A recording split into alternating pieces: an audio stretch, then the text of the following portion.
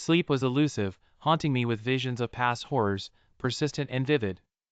The ceiling fan spun above me, useless against the heat pressing into my room. My uniform hung on the chair, smelling faintly of dust and sweat.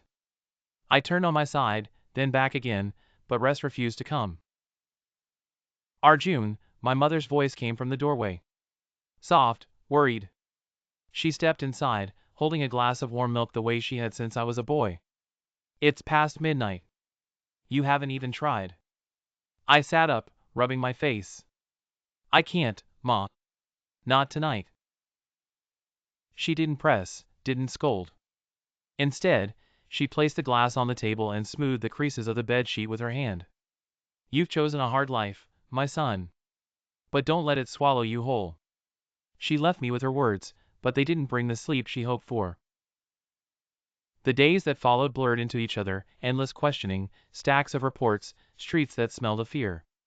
My colleagues carried on with the routine of police work, but I carried something heavier. A shadow that clung too close. It was during one of those days that I first noticed her. Meera worked at the district records office, a small building tucked behind the station. I had gone there to dig into old case files, hoping some forgotten detail might mirror the wounds I'd seen. She was at the counter. When I asked for access to the archives, she didn't hesitate. She smiled, the kind that reached her eyes, though they studied me a moment longer than necessary. You've been here twice this week already, Inspector. Still searching? I gave a small nod. Still searching. After that, our paths kept crossing. Sometimes it was work, me asking for old records, her guiding me through dusty shelves. Other times, it was by chance, a cup of tea at the same stall near the courthouse. Conversations grew longer, existing in moments of warmth and ease. She had a way of listening that made me forget the weight of my badge. She laughed easily, but never carelessly. And one evening, when she asked if I ever slept, I found myself telling her the truth, that the faces wouldn't leave me, that the city's darkness had begun to bleed into my nights. Then let me sit with you, she said softly.